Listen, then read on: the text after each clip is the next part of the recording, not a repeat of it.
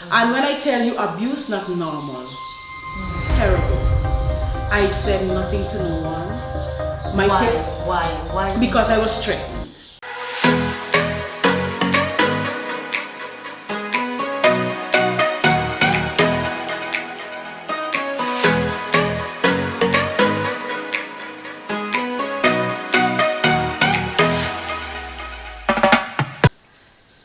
Hi guys, welcome to my channel. I am Samantha Diamond and this is Life with a Diamond, real life story series. And I am so honored today to have a woman who has been good to me, who has been like a mother to me and has cared for me, and she has a story that I believe is so necessary for our families and for this generation.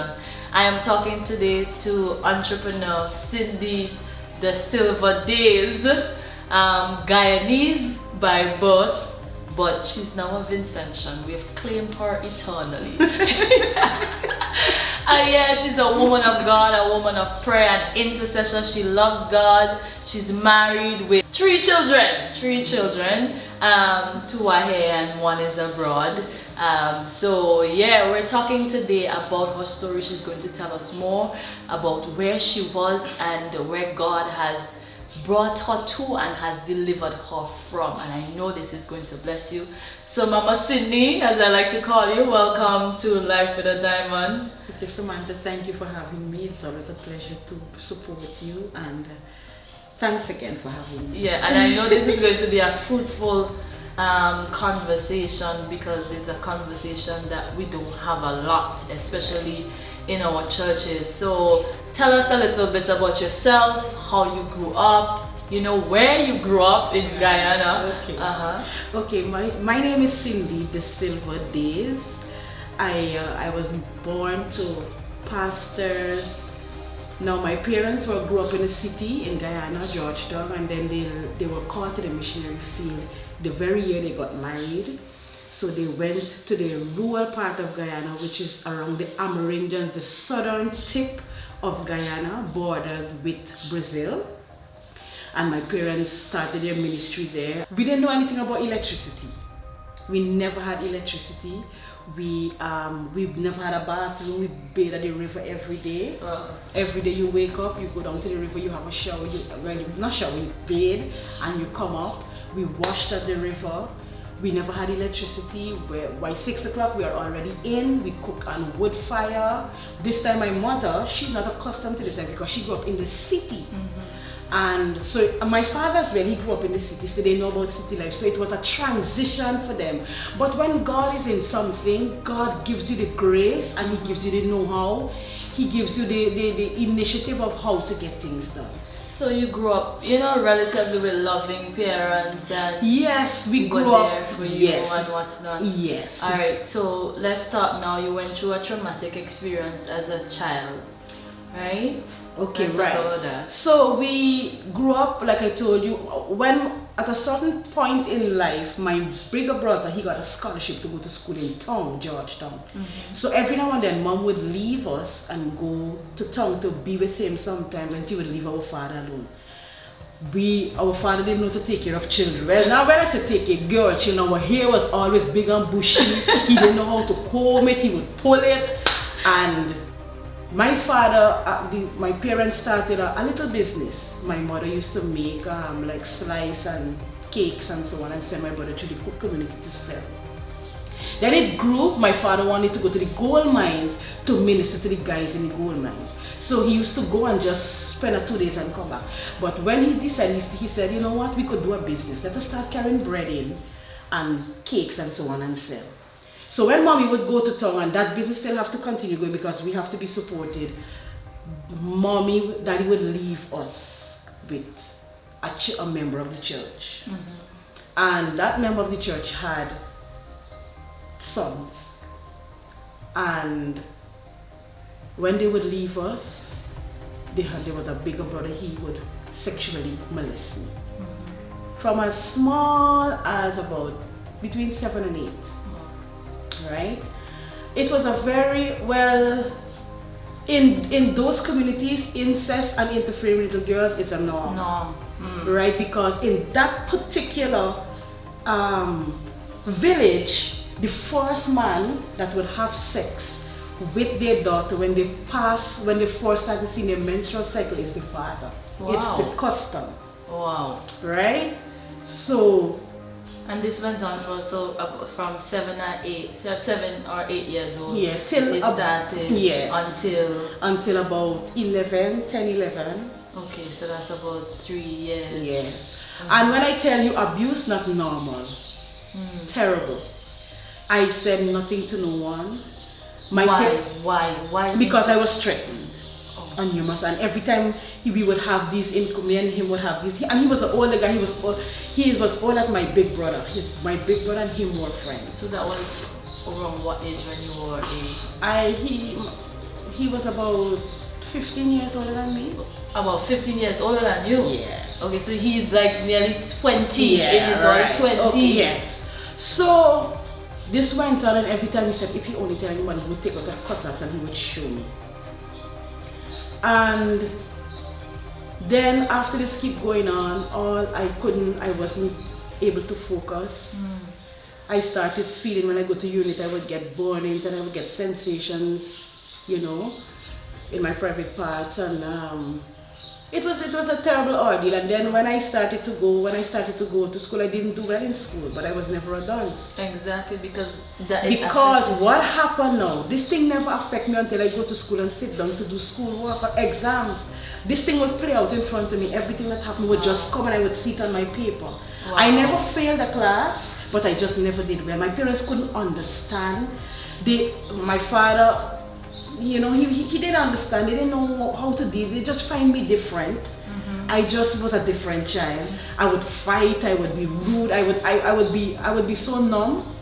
And your acting out wasn't really because it was your personality. Exactly. So my father couldn't understand me. They feel that I am just being a rude child. But it's because of And because of that, what these things have, what parents I would like to talk to you, what would happen to children that goes through these ordeals? You would see first thing would start to happen is their grades would start dropping. Wow. And then they just get out of hand. They look rude. They get not only rude, they get it depends on the personality of the child.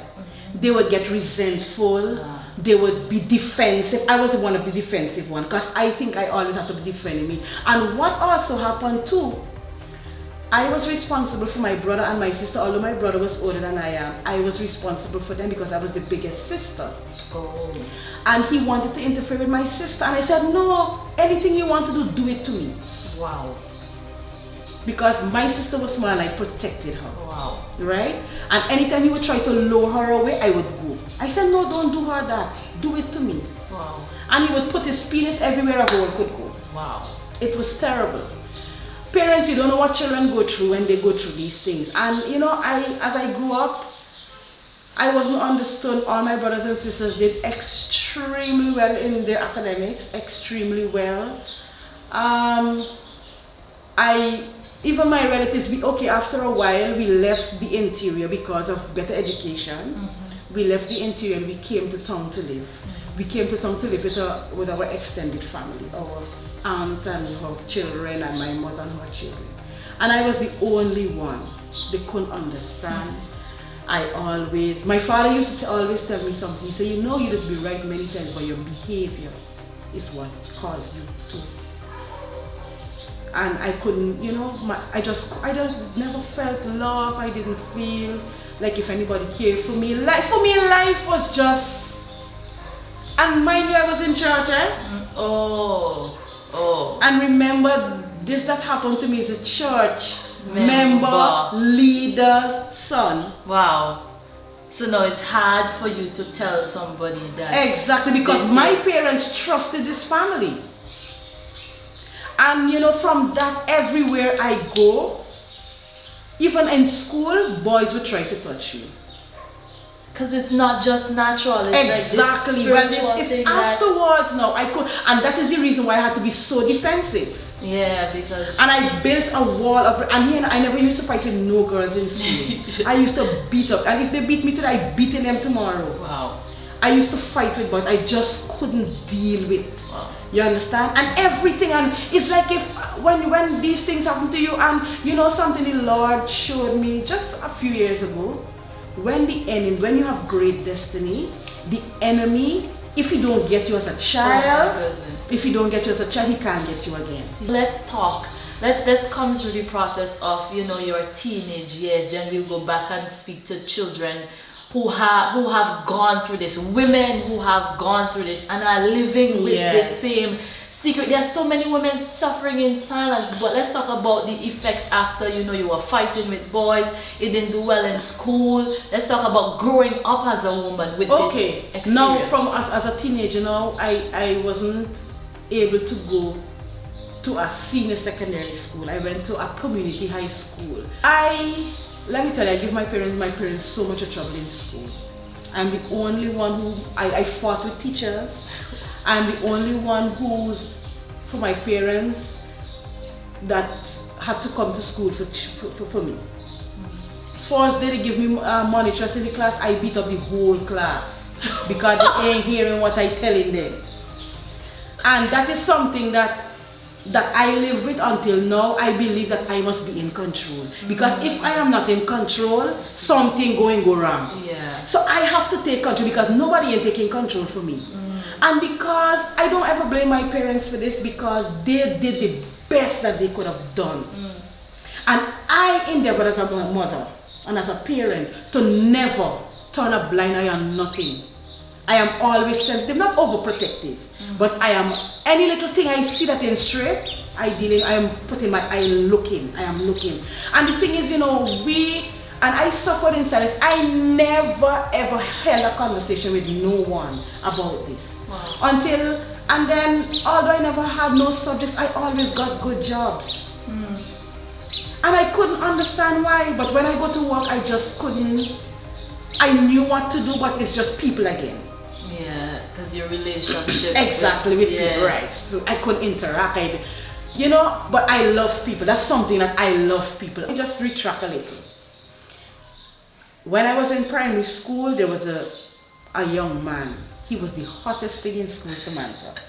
All the girls wanted him. And he was my neighbor. We grew up in the same community. And words are very powerful, eh? Only time he wanted me to be his girlfriend is when it's holiday time, because he can't see the rest. So now when I'm looking for us to go back out to school, I am your girlfriend. Yeah. Big fighting in school every day. Everybody wanted this hot boy. He was the hottest thing here. So I used to tell him, I said, you know what? Me ain't going to fight for him. I going to be the first one to give him a child. Mind you. That's what you said. This is just talking out of ignorance. And eventually, it's after years after I realized, we got into a relationship. After we left school, I couldn't go back to school. My mother tried again to send me to private school. It didn't work out. It just didn't work out. And I got pregnant at between 16 and 17. Oh. I am living in a house with my parents, my mother. The only person that knew was my sister, but she had a spirit of fear. Not that. I put a spirit of fear in them. You see my brother before me? I had control over all of them. They couldn't say and do unless I tell them to say and do. I was in control. So she knew the day that I got pregnant, but she never said anything. She was living in the house all the time, going to school, and she knew my mother didn't know nothing that I was pregnant. It's the neighbor. So you ain't here, Cindy pregnant for the boy. So a day I'm dressing for school, my mother comes and said, "Oh, your belly looking so," and then we started to talk. Well, not talk. She fly off the handle. My frightened her. If you know my mother, I frightened until my father was.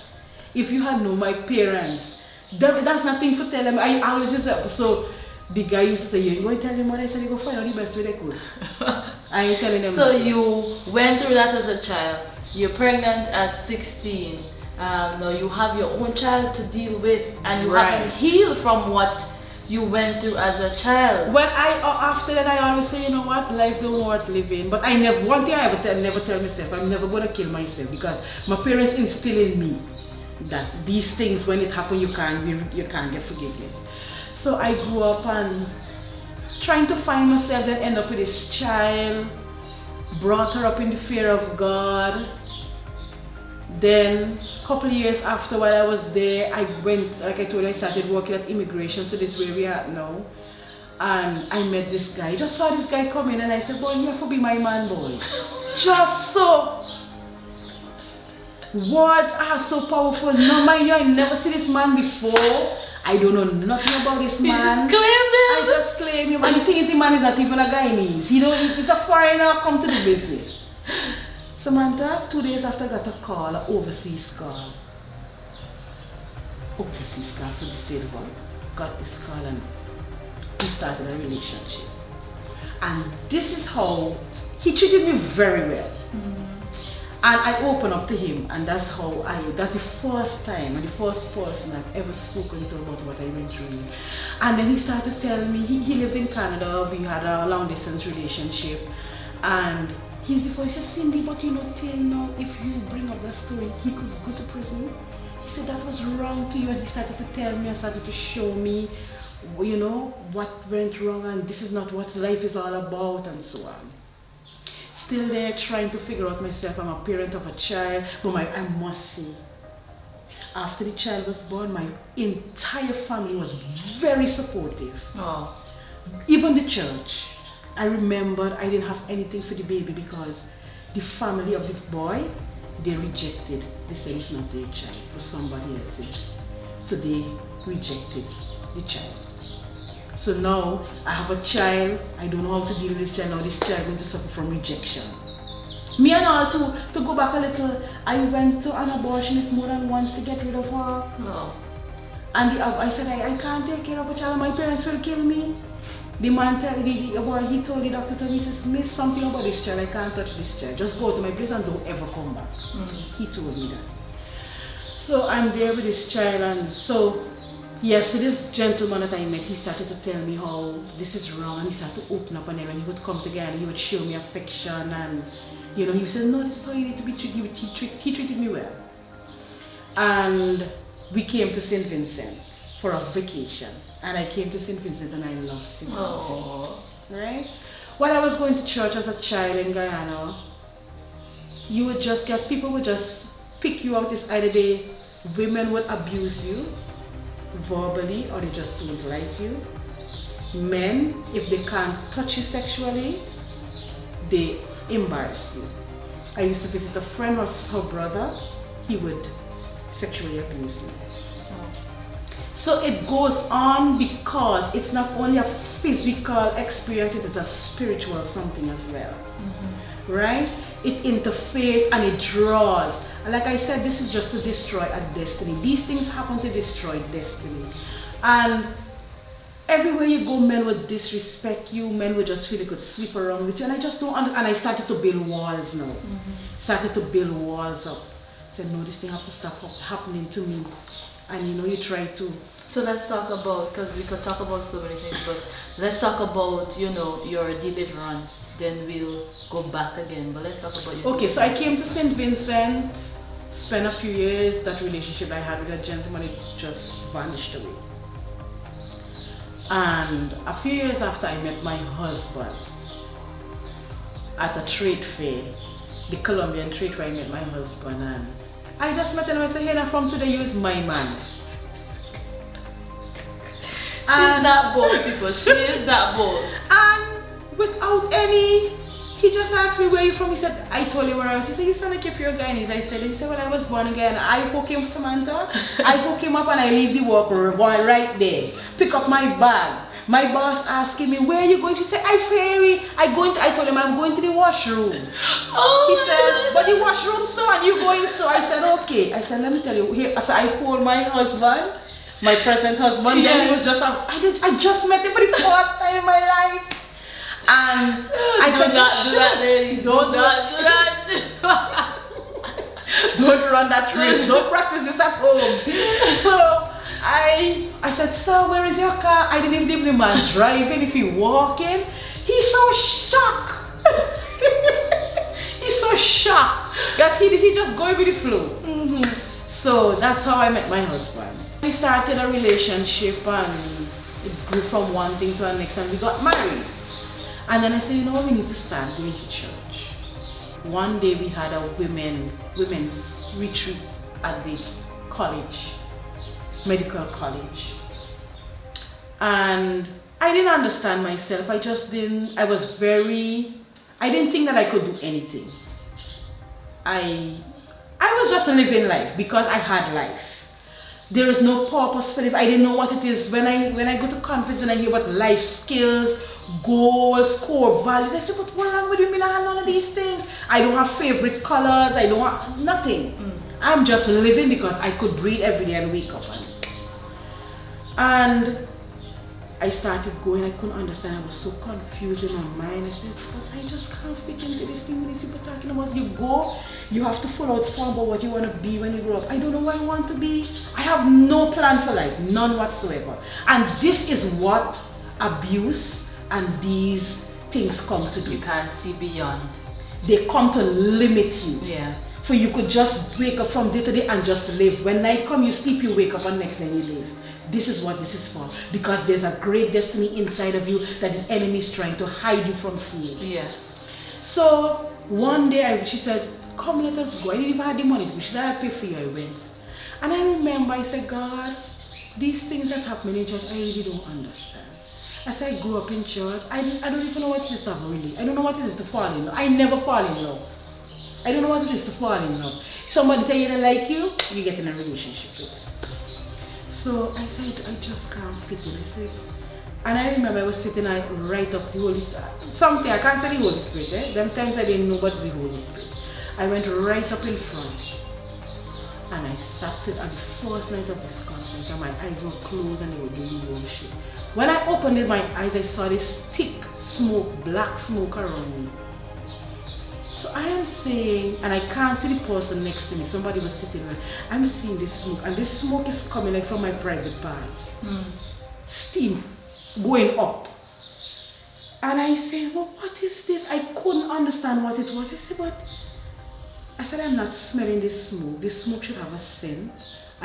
Nobody looked, and if it was smoking, it would have drawn attention. Would have seen. So I am saying, I closed back my eyes and I started to. And I said, what is this? And then when the speaker came on, the speaker said, some people are going through sexual deliverance. And then this thing came back to me. Because I hide this abuse so far in the back of my vault that I didn't want to have anything to do with it. And I never went back to the village. Up to this day, I've never went back to the village where this happened. I've never had the opportunity to, and it was never really a desire. Yeah. So I went through this deliverance. Prior to that, I was baptized at a very young age, like about 12 or 13, I was baptized. I was filled with the Holy Spirit. I was involved in church. I was in youth ministries. But I just couldn't fit in. My brothers and sisters doing well. They're getting involved. I couldn't read either. I couldn't read as a child. So what do you say to women, because you went through, that spiritual healing and what's not, but there's not, some women may not have a personal relationship with Jesus or go to church or have anybody, like that to lead them. How do they heal? They have to meet Jesus, but how that healing, that emotional healing, that's a process. How do women walk through that? Well, to be honest with you, Samantha, I don't know how to deal with it without Jesus. Because it's a difficult situation to deal with. You have to come to a place to be open. Even if you're open, people don't understand. They take it, people just don't understand because this is a spiritual something. Right? So the first thing, you have to be open. And without knowing Jesus, it is difficult to be forgiving. So you have to, we'll take this, you have to be willing to open up, not just to anybody, but it's persons who may have gone through the issue before, or maybe a counselor who can help you, or somebody that you could trust. You have to be willing, confident. You have to get somebody with, you have to build confidence. You have to be honest with yourself. That's the first that thing. you need help. That you need help, because you don't ever see you need help. You see that you're a problem. Right. So you have to come to that place. It depends on your personality as well too. If you're a very introvert person, that thing will eat you away. It will eat and you you will commit suicide. This thing will cause you to commit suicide. You have to come to a place and say, you know what was done to me is wrong. And I believe that I could get help. So you said that's the first important thing that you said, open up. And then you said something about receiving forgiveness, because a lot of women, self-condemnation could kill them, and they say it's my fault. Right. I probably did something that caused him to do that to me. And now they walk around thinking that God won't forgive them because they did something wrong. Walking through forgiveness. And the first thing to do, the worst thing to do with that is to get into relationship.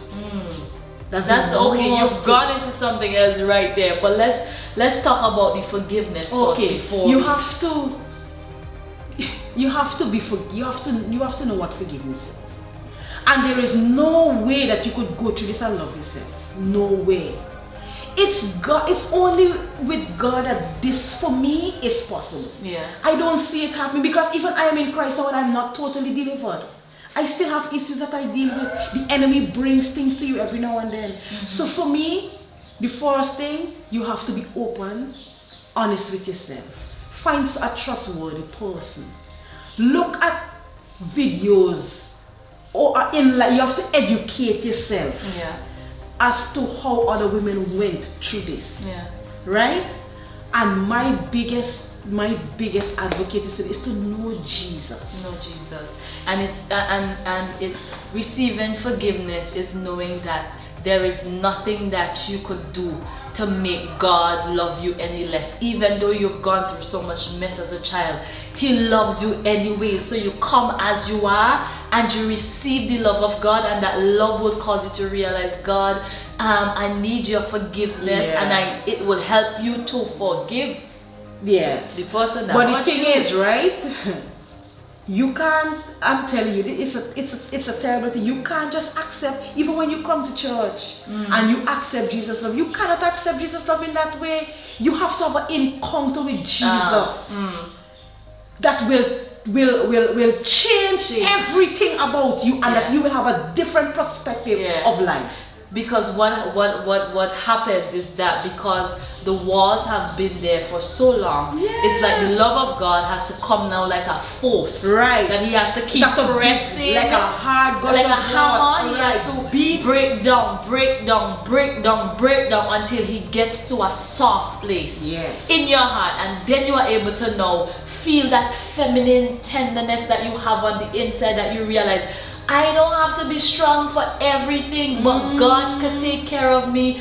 God could carry me. I need God to carry me. His love is like that force that breaks down so many walls. But let me tell you something. You have to see something something marvelous. And then when God, and that is what God does, He gives you something, an encounter that is marvelous. And then when you think that you are there and you're healed, then God starts to come back. The process. Oh my goodness. You come back and start to retract now. That is so true. And then now you realize that you're losing ground of your strength. And a man come in your life to take away this thing that you so built up. This oh my empire. God, you're preaching. This empire that you built, and they must tell you as they like. And so that's why women have submission problem. Submission sister, I had submission on all grounds. I've seen my mother being submissive, but still I just no, mommy, no, mommy, why you have daddy doing that, mommy? Oh my goodness. You understand? And I feel that I must be anywhere I go, in church, in class, wherever I go, I must be in control. I am on top. I must have a say. And it's recently I said, oh God, I really don't know who I am. My life, what I've gone through in life has caused me to be who I am not. And I really want to know who I am. What things breaks me, what makes me happy. There are days I remember, even in marriage, in relationship, you don't know what is it to have a happy day. Everything going wrong, finances going wrong, relationship going wrong, you can't think right. It's a mess. And I love what you said there. You said that when you encounter the love of God, He would, draw you in. He would draw you in. It's an enticing and kind then of ride. He would know. It's a bait. It's a beautiful It's bait. a beautiful bait. And then He would now start to deal with you little by little. Because you see, if He has to take everything at once, you won't be able to handle it. Exactly. And that's why I love Jesus, because He goes through. He not only takes you through, but He walks it through with you, and He helps you that you are still discovering yourself. Yes. But He helps you. The more you go in Him, is the more you come alive, and it's like different season of your life. You would realize, wait, that's not who I was. This is who I am. And every season of your life, like, I am evolving. Yeah, and then you know, there were times that I would look in the mirror and I would see this ugly thing, and I would close the mirror. I don't want to see it. And then people say, "Oh, you're so beautiful. You're so nice. My God. You're the best looking for your mom." And I said, "These people crazy. What they saying?" But I'm telling you, as I was going through this process, one time I remember a woman of God spoke into my life, and she said, "Cindy, why you don't understand what is happening around you? There's a spirit that is following you. When you meet up with an abuser, it ticks off that abuser alarm. And wherever you go, she says it's not a physical thing anymore, it's a spirit. You have gone into a different cocoon. Wow. And that people are seeing you different." Wow, that's so deep that we might have to come back to talk about that by itself, because that's women and abuse. We have to talk about that. But let's talk now we've spoken to women who are going through this and knowing that Jesus could take you out. But there are so many children live, especially in our Caribbean islands. I don't know if it's poverty, but incest is a norm, and there are so many children who are suffering in silence. They're afraid to tell people. How do we help children? How do parents, one, provide a safe environment for their children to come and tell them these things, and don't turn a blind eye to them? But what do we say to kids who are going through this thing and they're afraid to tell anybody and they don't know what to do? You see, let me talk. One thing I must talk about first before we get into that, Samantha. Ladies, you are in an abusive relationship. You came out. Most times we want to fix us, and at the expense of fixing us, we put our children in danger. When you see you leave a relationship, it's not to run in another relationship will not heal what you just came out of. And the enemy will send that man to abuse your children. You have to learn something. As a woman we need to practice is self-control. Controlling your emotions. And sex was never my thing after what happened to me. I'm married and sex is neither here, it was never here nor there. Because like somebody told me you had it from too young. But that wasn't sex, that was abuse. Now, let me tell you something. Living life without Christ is a risk. It's difficult to say, but there are things parents, mothers and fathers that you can see. They are instincts. God has put you to parent that child because He's giving you everything to raise those children. And there are things that will tick off in your mind, and most times those little alarms, we take it for nothing. You might see your children open up to things on the internet, and you just, because they're on the internet, you want to be quiet and you want to keep them. You have to be always vigilant as a parent. If you know that this happened in your bloodline, you know that this happened to people in the family, you have to be careful. You like to party, keep away from the party for the sake of your children, because you're going to live there with the same abusive people. The neighbors. You understand? You have to be watchful. When you hear your children play, I just be in my house and I just hear my children talk and I say, what is that? What is that? What you looking at? The Holy Spirit also helps you. But you don't know the Holy Spirit instinct. You love to party, leave the party floor. Raise your children and they will get big after a while. Look, they are your first responsibility, your first investment. You understand? So when you become a parent, you have to know what thing, you know, because you don't know yourself, you drink partying to satisfy your feelings and so on, and different things you open up. You leave your children careless. No, children are to be nurtured and cared for. Yeah. You have to be watchful. Their behavior, you see the behavior pattern. You know, why are you behaving like this? Why are you doing that? You see them touching each other, they're bathing in the bath together, check them. Yeah. Don't take things for granted. You have a boy and a girl in the house, be watchful, be watchful.